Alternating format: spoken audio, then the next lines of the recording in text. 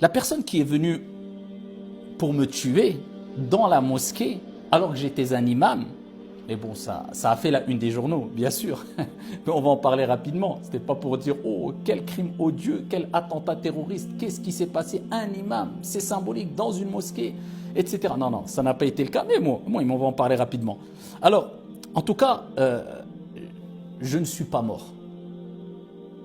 Allah subhanahu wa ta'ala ne m'a pas choisi pour faire partie des gens qui allaient mourir dans cet état-là, dans une mosquée, injustement, alors que, voilà, sans défense, sans rien du tout, agressé. Non. Ton Seigneur créé et choisi. Mais Abu Bakr a été choisi. Alors bien sûr, c'est un acte abominable, c'est triste.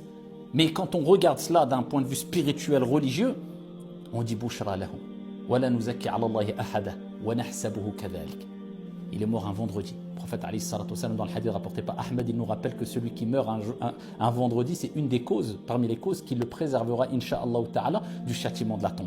Il est mort en train de s'occuper, entretenir la maison d'Allah. Vous savez que le prophète sallallahu alayhi wa sallam, lorsqu'il a entendu qu'une femme était décédée, qu'il n'a pas prié sur elle, il a demandé où était sa tombe afin qu'il se dirige vers sa tombe pour prier sur elle. Le prophète Mohammed alayhi salatu wa sallam. Mais qui était cette femme? C'était une femme qui entretenait, selon une version, la mosquée Baytullah. Quel honneur!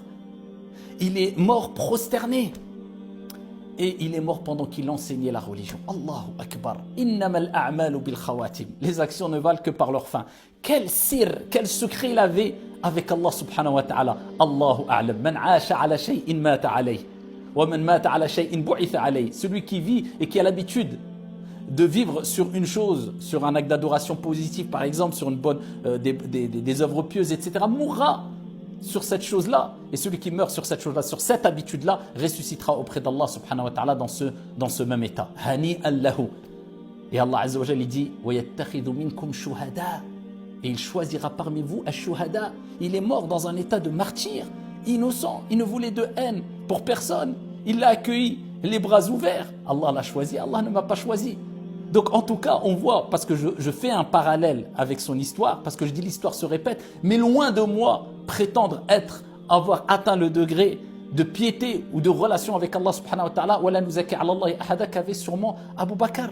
Allah l'a choisi, Abu Bakr, rahimahullah ta'ala, et ça c'est un grand message aussi à ceux qui ne comprennent pas qu'être au service d'Allah subhanahu wa ta'ala, au service d'Allah subhanahu wa ta'ala à travers les services et le bien qu'on apporte à la communauté, particulièrement à travers les mosquées, l'entretien des mosquées, c'est un sharaf, c'est un honneur et pas une corvée. Ça c'est un message aux responsables qui quelquefois se plaignent en disant les gens ne sont pas assez motivés, les bénévoles lâchent, ils ne durent pas dans le temps, etc. Et j'ai l'expérience, ça fait plus de 20 ans que je suis responsable de l'entretien d'une mosquée, dans une mosquée avec beaucoup de frères de qualité, masha'Allah, et que j'ai été aussi responsable pédagogique d'un corps enseignant. Je sais ce qui se passe en interne. Mais il faut comprendre une chose. Quand quelqu'un ne veut pas être au service de la communauté pour satisfaire Allah subhanahu wa ta'ala dans une mosquée, ce n'est pas lui qui ne veut pas, mais Allah choisit. Allah crée et choisit. Allah choisit des personnes et ne veut pas d'autres personnes.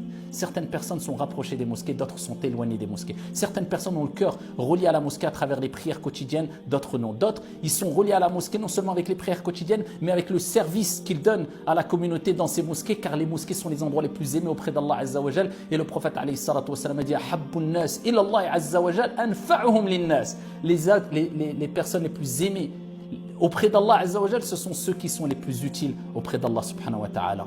Rahimahullahu rahmatan wasi'a. Je ne sais pas quelle relation il avait secrète avec Allah subhanahu wa ta'ala, walakin rahimahullahu rahmatan wasi'a wa nas'alullaha lahu al-firdaus. Et on demande à Allah subhanahu wa ta'ala de lui accorder al-firdaus.